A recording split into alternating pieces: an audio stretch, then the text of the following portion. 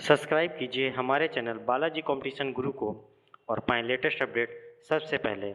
इस bell icon को जरूर प्रेस करें ताकि नोटिफिकेशन मिलती रहे। जय हिंद दोस्तों, मैं दीपेंद्र आपका स्वागत करता हूं हमारे YouTube चैनल बालाजी कंपटीशन गुरु में।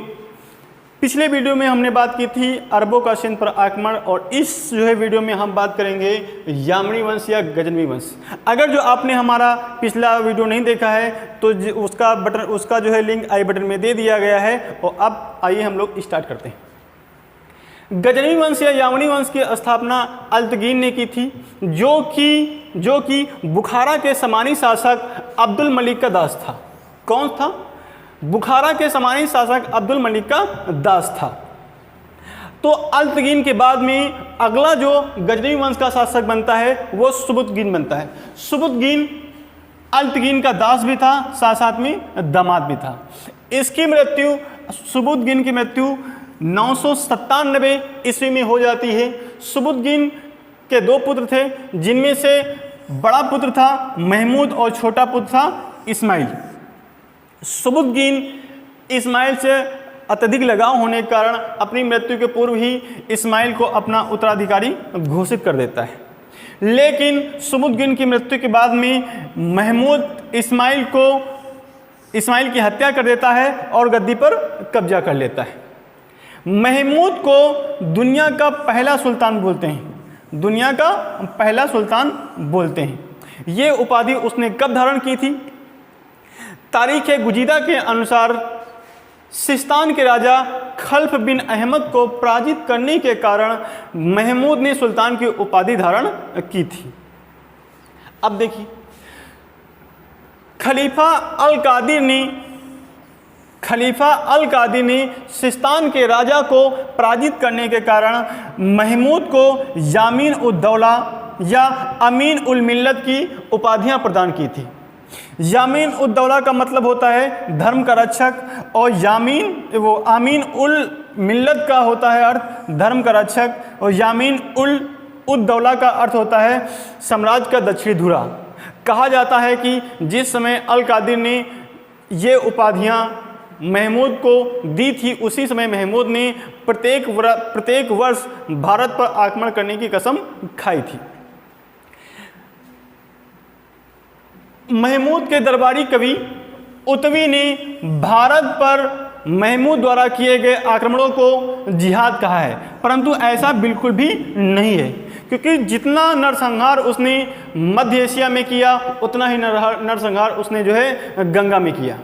तो जिहाद कहना गलत होगा, क्योंकि महमूद को अपना बड़ा साम्राज्य स्थापित करने के लिए धन की आवश्यकता थी, और उसका भारत पर जितने भी आक्रमण हुए हैं वो उसका एकमात्र कारण धन की लालसा थी, ताकि वो उस धन का उपयोग कर करके मध्य एशिया में अपना बड़ा सा साम्राज्य स्थापित कर सके। हेनरी इलियट ने कहा है कि 1000 से 1027 ईस्वी के बीच में महमूद ने भारत पर 17 आक्रमण किए हैं। हालांकि इस बारे में इतिहासकारों का मतभेद है, और भारत में जब आक्रमण हुआ है महमूद का, तो सबसे पहले जिन्होंने दृढ़तापूर्वक महमूद का सामना किया है वो था हिंदू शाही राजवंश। ठीक है।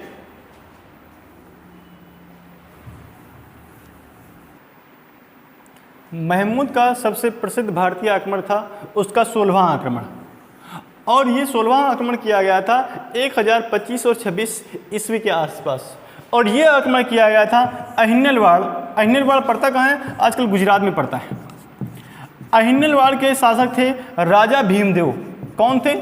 राजा भीमदेव के ऊपर यह आक्रमण किया गया था, और 16वें आक्रमण के समय ही राजा भीमदेव पर जब आक्रमण हुआ है, उसी समय गुजरात का या अहिन्यलवाड़ का प्रसिद्ध जो मंदिर है सोमनाथ मंदिर, उसको महमूद ने लूटा था। और ये सोमनाथ मंदिर शिव मंदिर है। कई बार ये पूछ लेता है एग्जामिनर कि सोमनाथ मंदिर किस देवता से संबंधित है, तो ये शिव मंदिर है, ये शिव से संबंधित है। इस आक्रमण के समय महमूद को काफ़ी मात्रा में सोना चांदी मिला, और जब महमूद गजनवी वापस जा रहा था आक्रमण करके, उसी समय जाटों और खोखरों ने रास्ते में महमूद को बहुत ही परेशान किया। और जब महमूद गजनी पहुंचा, उसके बाद में अपना 17वां आक्रमण किया है 1027 ईस्वी में। और यह आक्रमण किया था जिन्होंने 16वें आक्रमण के समय महमूद को परेशान किया था, उनके खिलाफ किया था, जाटों और खोखरों को दमन करने के लिए किया गया था। और महमूद गजनवी का एक दरबारी कवि था फिरदौसी। फिरदौसी भारत आया तो कभी नहीं, लेकिन जो उसकी रचना है शाहनामा, इसमें उसने भारत का वर्णन किया है।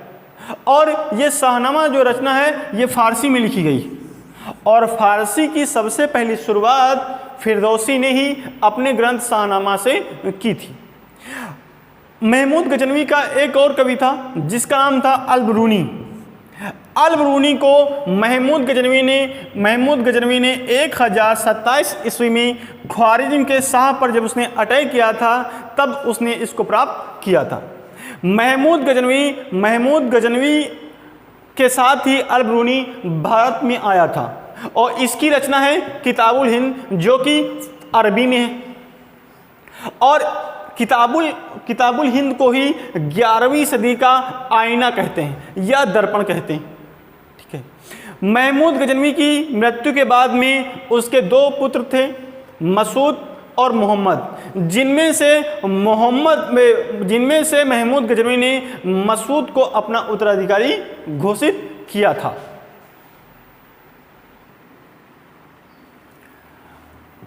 महमूद अपनी मृत्यु के पूर्व अपने पुत्र मसूद को अपना उत्तराधिकारी घोषित करता है, लेकिन मोहम्मद ने मसूद पर अटैक करके उसको अंधा कर दिया। और मसूद जब अंधा हो गया तो उसकी मृत्यु के बाद में मौदूद उसका उत्तराधिकारी बनता है। मसूद का लड़का मौदूद उसका उत्तराधिकारी बनता है। मौदूद ने अपने चाचा मोहम्मद की हत्या करवा दी, और मोहम्मद की हत्या करने के बाद में कुतुबुद्दीन हसन शाह जो है मोहम्मद का उत्तराधिकारी बनता है। कुतुबुद्दीन की मृत्यु के बाद में इजुद्दीन हुसैन शासक बनता है गजनी का, और उसके वो एक जो है आक्रमण में मारा जाता है, और उसके 6 पुत्र थे। 6 पुत्रों में से सैफुद्दीन सबसे बड़ा था। सैफुद्दीन ने अपने सभी भाइयों में साम्राज्य का बंटवारा कर दिया, परंतु कुतुबुद्दीन मोहम्मद इस बंटवारे से संतुष्ट नहीं हुआ। वो गजनवी शासक बहराम शाह के दरबार में चला जाता है, जहां पर हरम पर कुदृष्टि रखने के कारण उसकी हत्या कर दी जाती। इजुद्दीन के पुत्र अलाउद्दीन हुसैन ने गजनवी शासक बहराम पर अटैक करता है, और अलाउद्दीन हुसैन की मृत्यु के बाद में गजनी का अगला शासक सैफुद्दीन मोहम्मद बनता है। सैफुद्दीन मोहम्मद की मृत्यु के बाद गयासुद्दीन अगला शासक बनता है, और गयासुद्दीन ने अंतिम रूप से गजनवी को विजित कर अपने भाई शिहाबुद्दीन को दे देता है। शिहाबुद्दीन मुइजुद्दीन मोहम्मद का खिताब धारण करके गजनी की गद्दी पर बैठता है, और वो अपना जो है खिताब रखता है गोरी। इस प्रकार मुइजुद्दीन मोहम्मद ने गौर वंश की स्थापना की। यामनी वंश यहीं से खत्म होता है, लेकिन अब जो है अगला एक और वंश स्टार्ट होगा जिसको बोलेंगे गौर वंश या घोरी वंश। ये वंश हम लोग नेक्स्ट वीडियो में कवर करेंगे। और आज का अगर टॉपिक अच्छा लगा है आपको तो आप प्लीज़ हमारे चैनल को सब्सक्राइब करें, शेयर करें, कमेंट करें, और हम लोग अगले वीडियो में फिर से मिलते हैं एक नए टॉपिक के साथ। तब तक के लिए जय हिंद, वंदे मातरम।